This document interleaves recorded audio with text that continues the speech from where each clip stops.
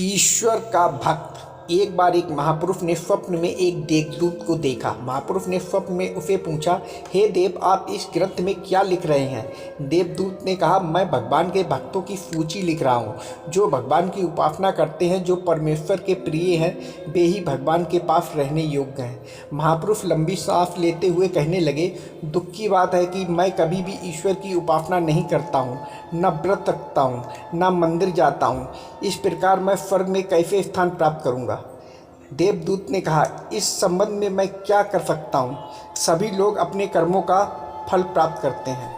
महापुरुष ने कहा, हे देवदूत, क्या आप कभी ऐसे मनुष्यों की भी सूची बनाएंगे जो मनुष्य मात्र से प्रेम करते हैं, स्वार्थ त्याग कर अपना समय लोक सेवा में लगाते हैं?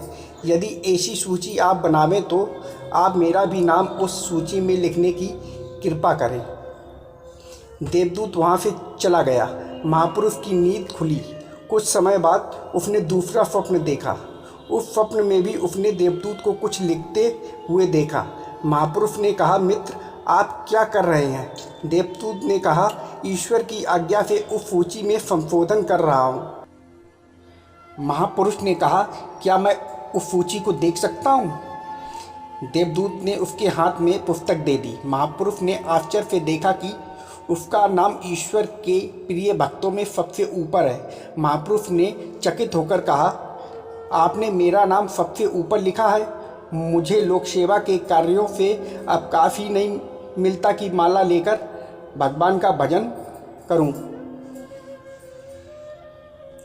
देवदूत ने कहा, भगवान उसी को सर्वश्रेष्ठ भक्त मानते हैं जो सब में ईश्वर को व्याप्त मानकर उसकी सेवा करता है। तू मनुष्य में देवत्व मानकर उसकी उपासना करता है। यही ईश्वर की उपासना है।